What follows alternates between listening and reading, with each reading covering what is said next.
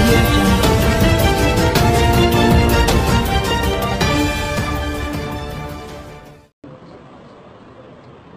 నా గొంతు నిన్న కోసేసింది. చంద్రబాబు నాయుడు గారు ఎన్టీ రామారావు గారి గొంతు కోసినట్టే ఆయన శిష్యుడైనటువంటి నా గొంతు కూడా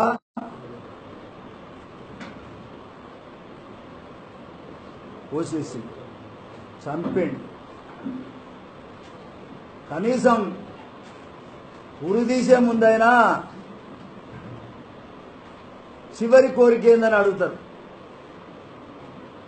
ఆ అవకాశం కూడా నాకు ఆ మానవుడు చంద్రబాబు నాయుడు గారు నాకు ఇవ్వలేకపోయారు. ఆయన ప్రజా సొమ్మును దోచుకోవడంలో బిజీగా ఉన్నారు. ఒక మాట చెప్తా, చంద్రబాబు నాయుడు ఎన్టీఆర్ ముఖ్యంగా ఎప్పుడు ఇది 25/8/95 I have expelled the following 5 persons from the primary membership of Telugu Desam Party with the effect from today 25/8/95. ఎవరెవరాలు? ముఖ్యంగా ఎన్ చంద్రబాబు నాయుడు. అరే ఎన్టీ రామారావు గారు ఎన్నడో తెలుగుదేశం పార్టీ నుంచి నిన్ను సస్పెండ్ చేసిండు, ఎక్స్పెల్ కూడా చేసిండు. సిగ్గు లేదా నీకు? నన్ను సస్పెండ్ చేయడం అనేటువంటిది ఆ పదం వాడటమే అది ఎట్లా న్యాయం అని సందర్భంగానే అడుగుతా ఉన్నా.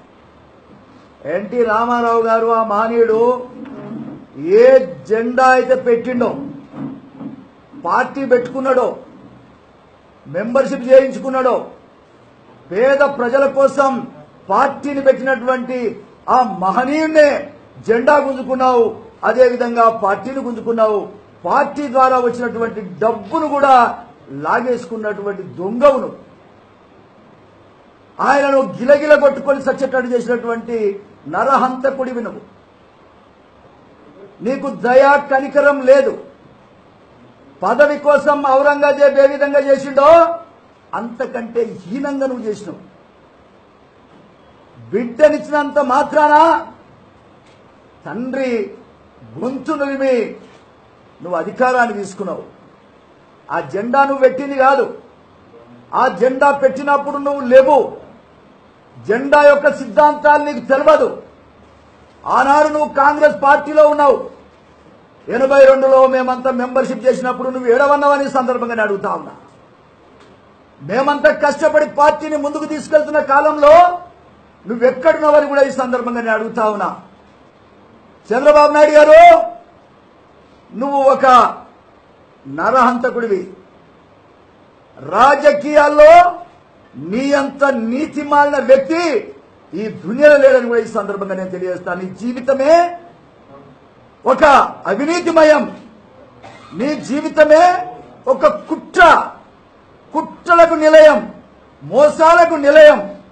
ముఖ్యంగా పేదవారికి వ్యతిరేకమైనటువంటి నీ జీవితం అని కూడా ఈ సందర్భంగా నేను తెలియజేస్తా ఉన్నా. ఎన్టీ రామారావు గారి మాటల్లో నువ్వు ఒక ఘాతకుడివి, నిన్ను క్షమించేది లేదు, నమ్మక ద్రోహి అని చెప్పింది నేను కాదు, ఎన్టీ రామారావు గారిని ఈ సందర్భంగా నేను తెలియజేస్తా ఉన్నా. ఇవాళ నేను చెప్తా ఉన్నా, ఆయన నాడు చంపడమే కాదు, ఆయన మనుషులు ఒక 20 మంది ఉంటే వరుసగా అందరూ నీ బాధకు చనిపోయినరు. వరుసగా అందరూ కూడా నీ బాధకు చనిపోయినరు. పార్టీలో లేకుండా పోయినరు. చివరికి నిన్నగాక మొన్న ముద్ద కృష్ణమనాయుడు గారు కూడా చనిపోయిండని ఈ సందర్భంగా. ఆయన ఎందుకు చచ్చిపోయిండండి?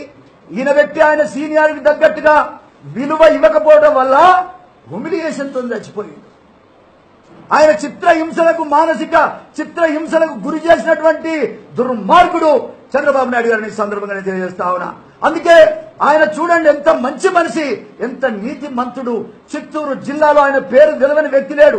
ఈ రాష్ట్రంలో ఆయన పేరు తెలవని వ్యక్తి లేడు.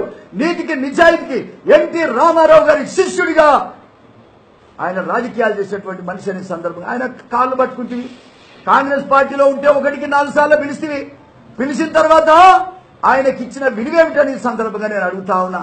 ఏంటండి వీడియో నచ్చిందా? అయితే ఓ లైక్ వేసుకోండి, లేదంటే ఓ కామెంట్ చేయండి. ఎప్పటికప్పుడు మా వీడియోస్ చూడాలంటే సబ్స్క్రైబ్ చేసుకోండి.